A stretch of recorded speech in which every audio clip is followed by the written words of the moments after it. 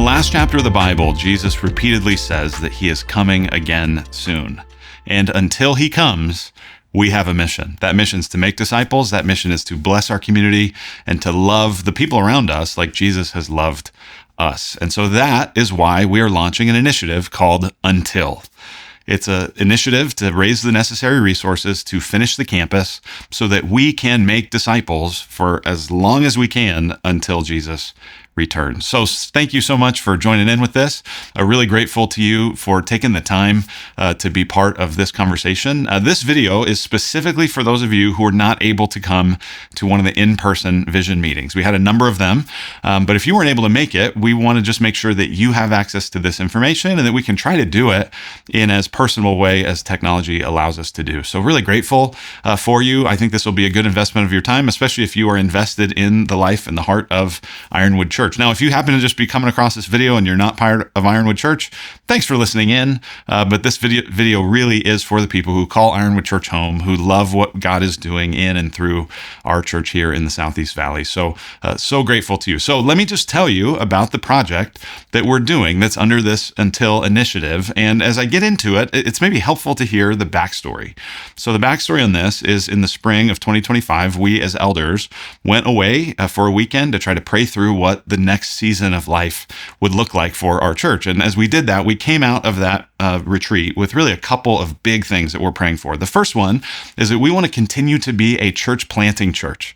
We were a church plant. We had the opportunity in 2020 to plant Redemption North Mountain, send Josh Watt and a number of other people up to North Phoenix to be part of that. And we feel like God has positioned us as a resourcing church in an area where there is just need for more good churches. And so we're praying that God would provide some high impact leaders that could plant some high impact churches in the Southeast Valley and wherever else the Lord would cause us to be involved. And so that's something we're praying for.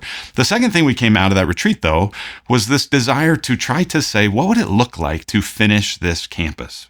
We have this incredible resource called 10.5 acres here at Pecos and Ellsworth, and God has just blessed us abundantly with it. I mean, when you look at the cost of even just to buy the land we have when we got it compared to now, you just realize it's a very cost prohibitive thing for a lot of new churches to be able to have property at all, let alone be able to maximize it. And so we felt like, to whom much has been given, much is required. Jesus tells the parable of the talents, and what he expects is that people he gives resources to steward those and leverage those and use those resources for the sake of his kingdom. And so that's what we're trying to do with this initiative. And so we came out of the retreat going, man, what would it look like to finish the campus? Is that even possible?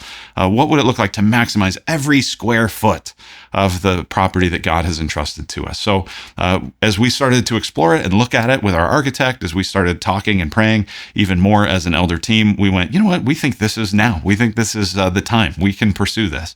So that's some background. Let me tell you about what this project is going to do. What are we actually going to build? Well, in this construction of this next and last phase, this will finish the campus, we're going to add 400 seats to our worship space. And so right now we seat 800.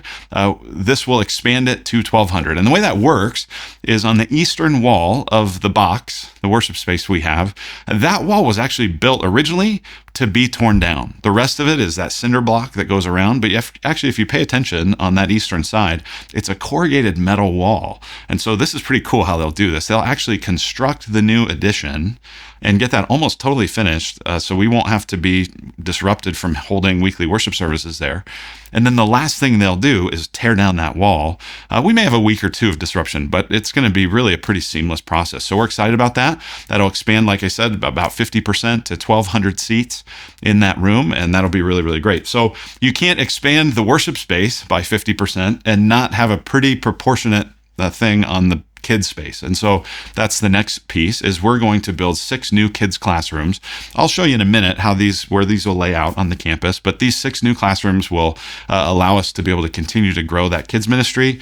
Right now we have almost 500 kids birth through 5th grade coming every Sunday, and this really expands the opportunities there. The other thing those classrooms do is it makes it where we can do more discipleship and more classes and more small groups and things during the week. So there's many days of the week, especially in the thick of our ministry year, where every room on campus is being used during men's ministry and women's ministry and BSF and students and all sorts of stuff. I mean, it's just sometimes there's just not another available room during the week. And so that will give us some additional space.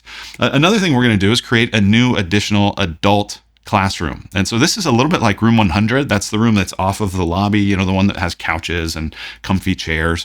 It's where we do Start Here and Rooted.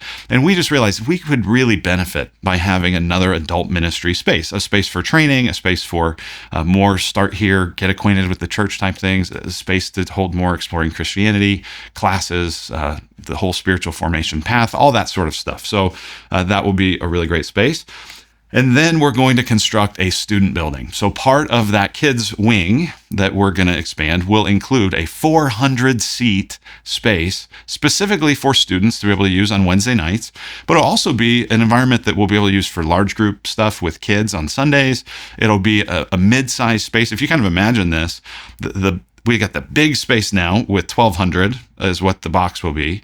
And then there's not really another mid-sized space. So having a mid-sized space where you could do funerals, where you could do weddings, where you could do mid-sized trainings, some things like that, that would be really great. And most of all, this will just create like a right-sized, high energy environment for our students on Wednesday. We've got over 300 students and 70 mentors that come on a regular basis. And to be able to have just a high energy room for them is going to be really a blessing. So that's the student building. And then finally, we're going to expand the parking lot. And I know that's welcome news. We need more parking spaces. And the way we'll do that is on the south side of the property, we've got an area that's gravel. We'll pave that and we'll add 150 additional spaces. And so that's a little bit of a description of what we're building. Now let me show you how this might look. And so here's some renderings that we got from the architect.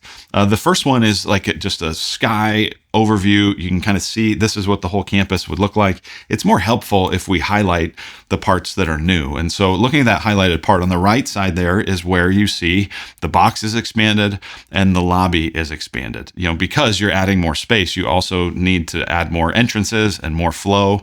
We don't want the lobby to get super congested, so we're going to expand that lobby out a bit. And then what you see is the kids' classrooms. And so those are those U-shaped buildings, kind of upside down U's, the two silver ones. That's what we have now.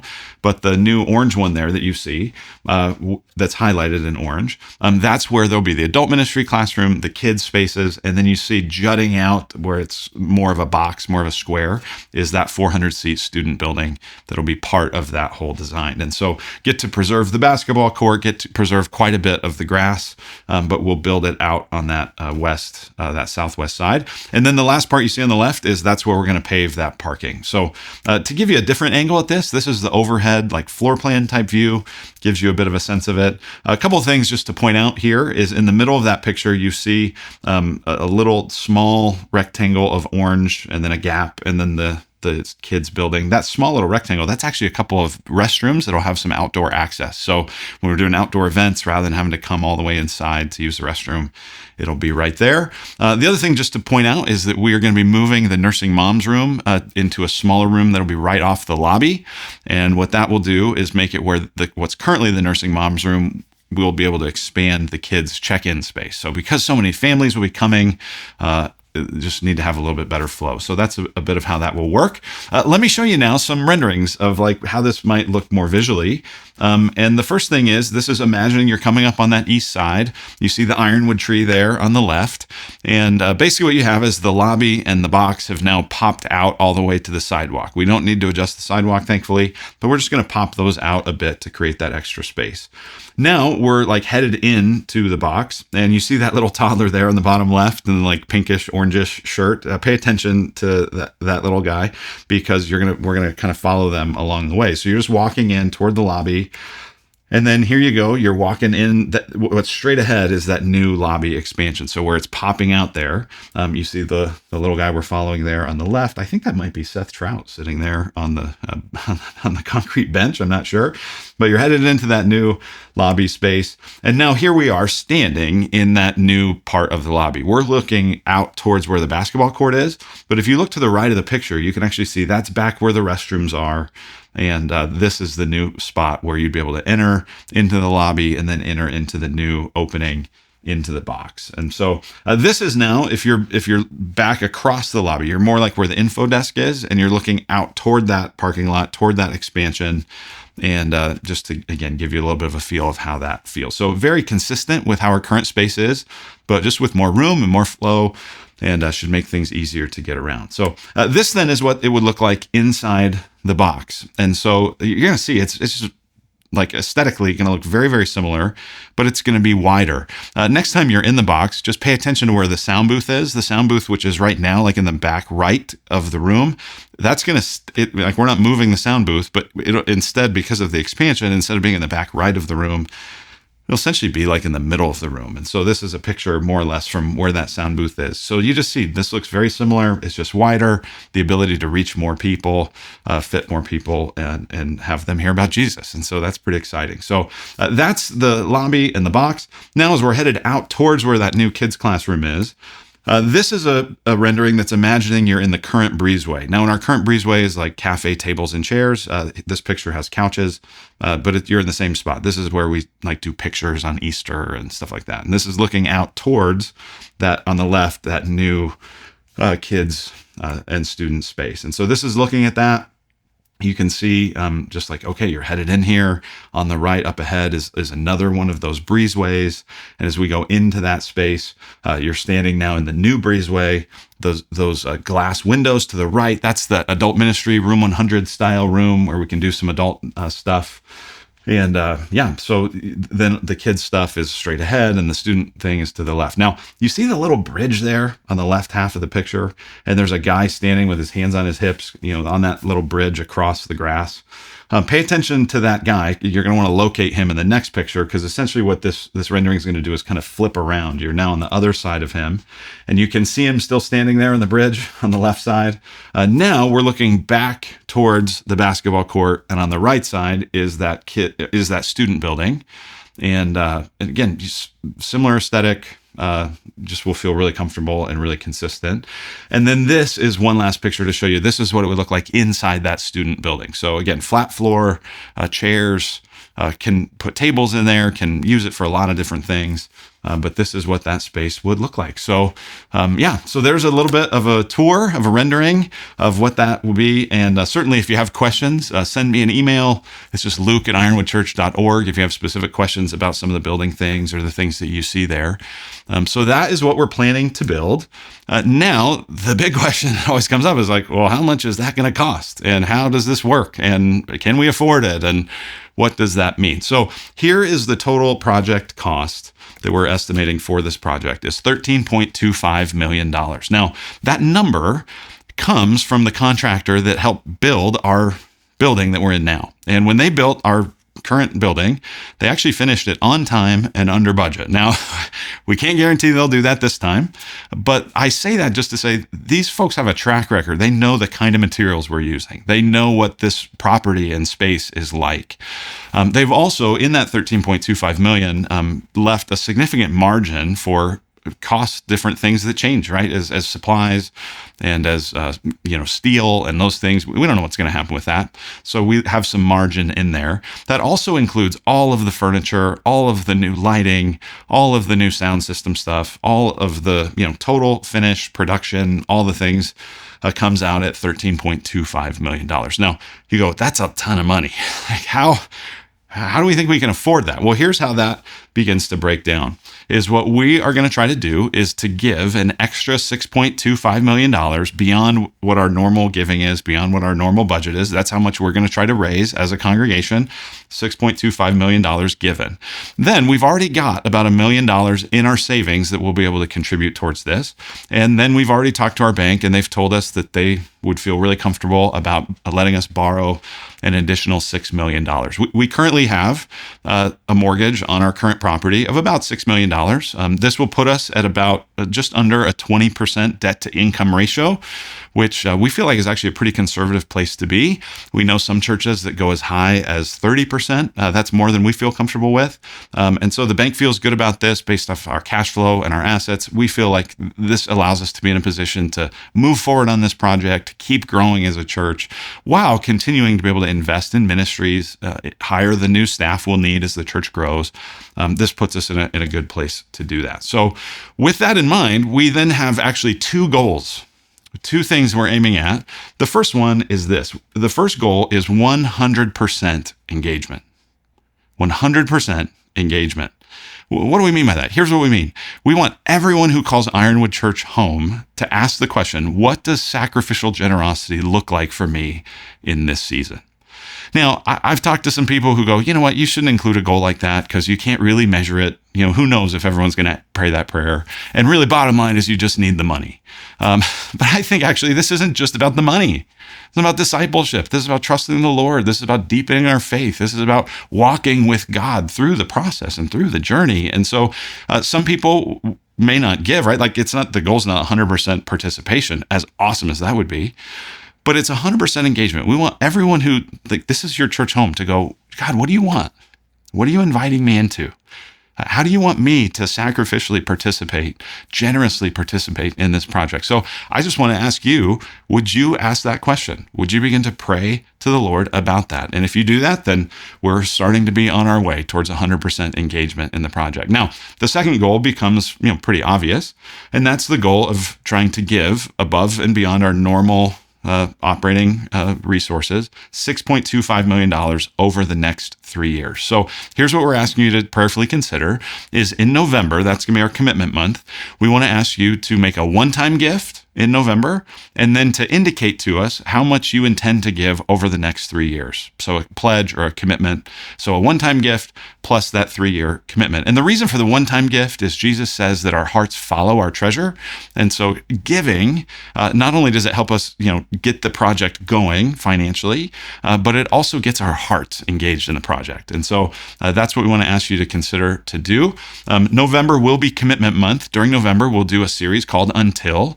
Just so you know, the way we think about money, this is the fourth time we've done an initiative like this, and God has provided abundantly every time. And so our approach to this is not going to be high pressure. It's not going to be, every week in November, one more series on cough up your money. Like, that's just not the approach we're going to take. We'll be clear. We want to make sure nobody is confused about what we're doing and why. So we'll communicate, maybe even over communicate on it just for the sake of clarity. But this is not going to be a real high pressure thing. So we're getting this information out now so that you have time to pray, to prayerfully consider how you might give and commit once it comes to November. So that's what we're asking you to do. Also, in November, we're going to also be collecting some prayer cards.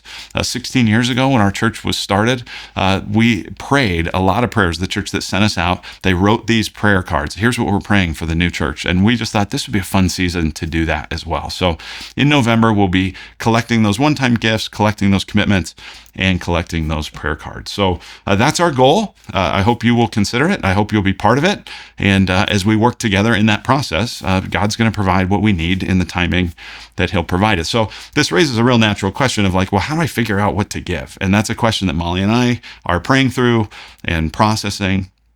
The main thing I tell you is pray about it. Seek the Lord. Also, you probably need to have some discussions as a household. Maybe there's a financial planner you need to discuss this with. You just got to, do some discussions. There's just the discerning of working through your budget, figuring out, okay, what would it look like to be able to sacrifice a little bit here, to give a little bit more there. There might be opportunities you have over the next few years to earn some additional income that you'd want to contribute to this. There might be other things you were planning on doing that you go, you know what, in light of this opportunity of Until, I'm going to just postpone that and focus some of those resources on this project for now and come back to those other things. There's just a lot of different ways you might approach that, but pray through it, discern it, have the discussions you need to have. But let me just show you a little bit of how we get there, right? If we all have responsibility for this, if this is our church, but we don't all have equal opportunity. And so I want to give you a couple of ways to just understand how we think that 6.25 starts to become doable. So take a look at this chart. This is a chart that kind of breaks down if different people with different capacity and different ability were to give at different amounts. This is how you get to 6.25 million. So maybe somebody watching this video, maybe you, would have the ability to give $500,000 or $400,000 or $300,000. If the few people who have the ability to do that were to do it, and then the other people who might be able to give 100,000 or 50 or 10 or 3,600, right? And more people can give, especially at the lower amounts. But you go, man, we're there. Like $6.25 million, you start to get there. Now that is if only 300 households were to make a commitment. And we actually think, there's about 1,200 folks that 1,200 households that served last year, gave last year, volunteered last year, that are a regular part of our church in some way. And so we're certainly thinking like, man, if that's what 300 folks in different proportions could do, what could happen if many more than that were to give? So that's one way you might think about it.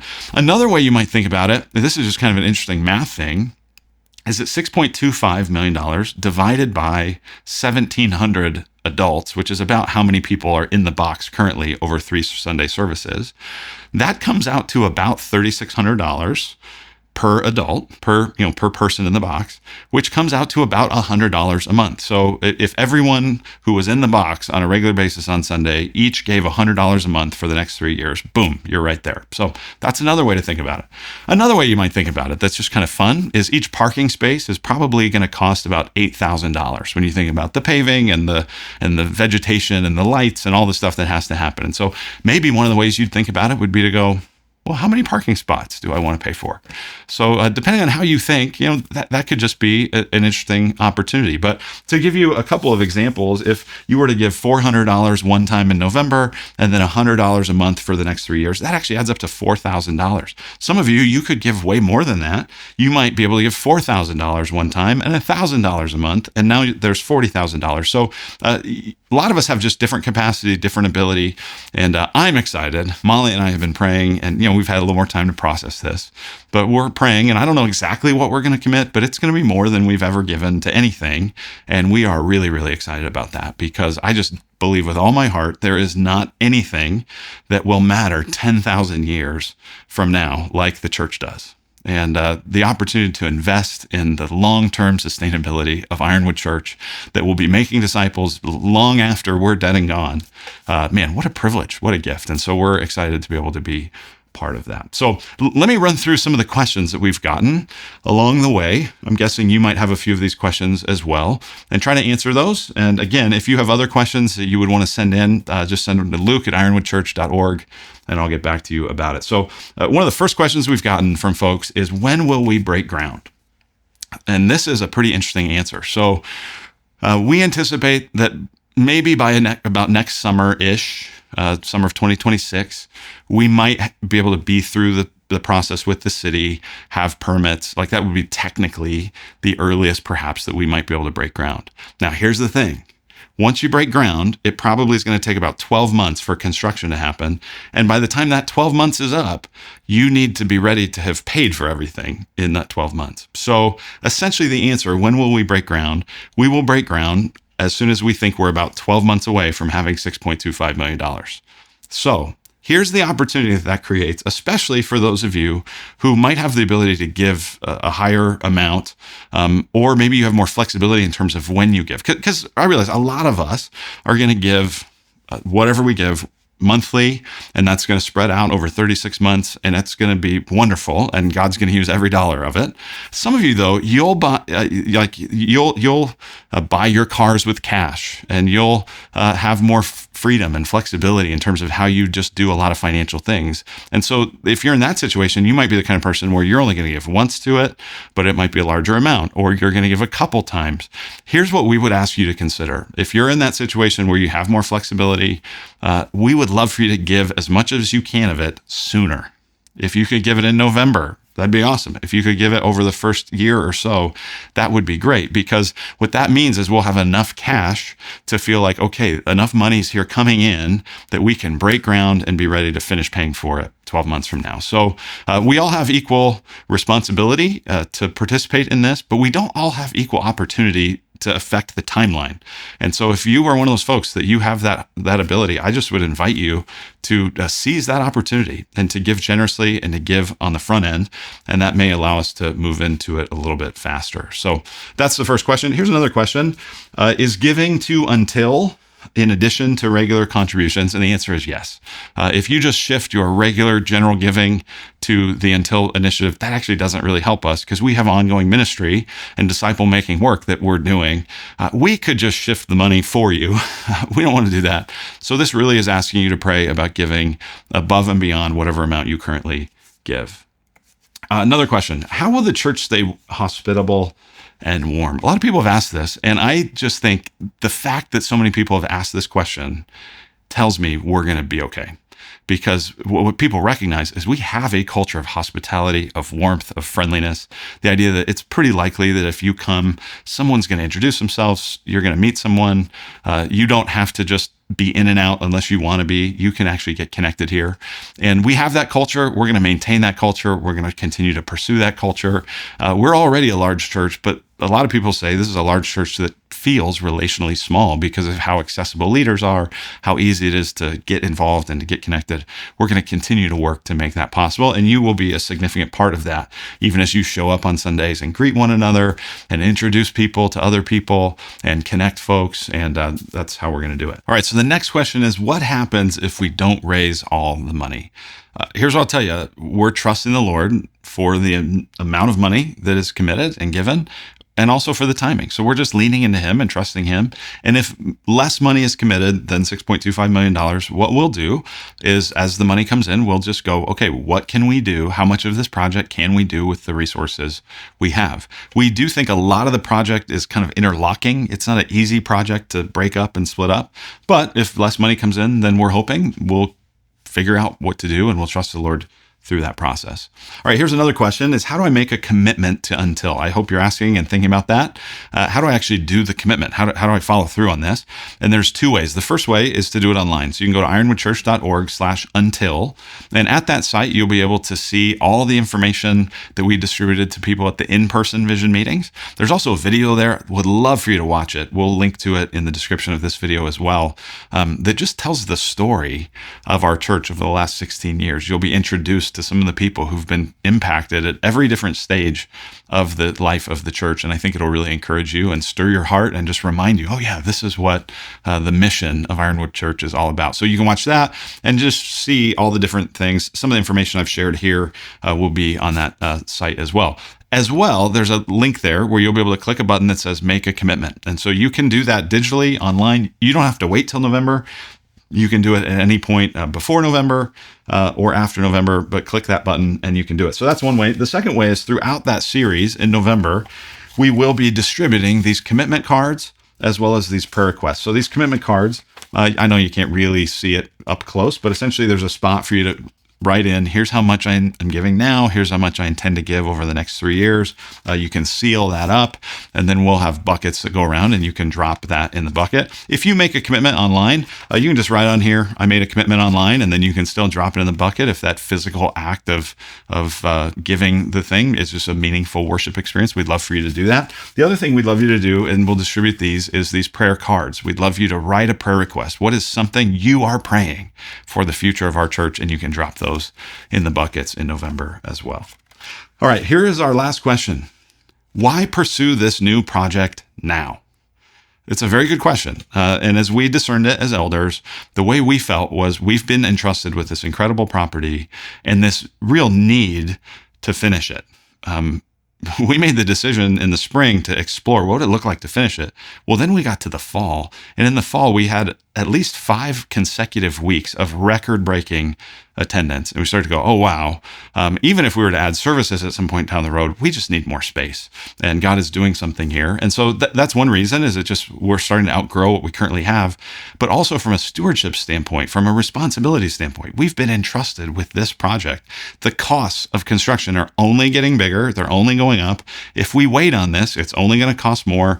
And so this feels like it's a sacrifice. It'll take generosity. generosity, but we can do this. We can do this as a church. God's providing what we need, we believe. And so this is an opportunity to do this now, finish this campus now, and make it where it is a rock solid base camp of ministry for generations to come. So I mentioned earlier the parable of the talents. That's in Matthew 25. This is one of the things that really shaped our hearts on that elder retreat. In that parable, Jesus describes a master who goes away on a long journey, and he gives talents. That's a monetary amount. He gives 5 to one servant. He gives 2 to another servant. He gives 1 to another servant. And the guy who got 5 from the master leveraged it, stewarded it, and it grew 5 more. The guy who had 2, he leveraged it, he stewarded it, and it got 2 more. But the guy who got 1, he just buried it. And that's actually the only person in the story that when the master comes back, he rebukes, is the person who doesn't leverage and steward what he's been entrusted. So we've been entrusted with something incredible. We believe we've been given by God a 5-talent property, and we want to steward it and invest in it to be able to, maximize the return for the sake of the master, for the sake of the kingdom. Now, what's interesting is that parable also applies to us personally.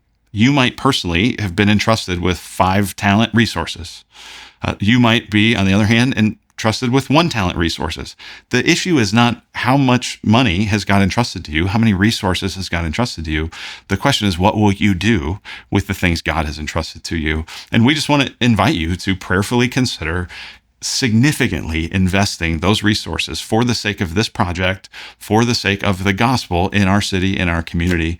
And so seek the Lord, pray to him, and we trust that God will lead you in that process. So thank you so much for watching this. If you have questions, email me at luke@ironwoodchurch.org. Again, you can go to ironwoodchurch.org/until, and you can get all sorts of information about this. Thanks for being part of our church. And I just want to close this video in prayer. Will you pray with me? So Father, thank you so much for the abundant gift of Jesus Christ. Thank you that he is the treasure that is worth sacrificing everything else to have. And Lord, we pray that our friends and our neighbors and the people who don't even live around us yet, that you would be preparing them even right now through this season in the life of our church to meet you and to know you and to follow you. God, we pray that you would use our church to be a blessing, to be an influence for your kingdom, for the sake of Christ. And God, we pray that every person who prayerfully considers this would be led by you, would be guided by you. And Lord, we just trust you with how you're going to lead our church in the days and in the months and in the years to come. So we thank you and we commit ourselves to you, and we pray in the strong name of Jesus. Amen.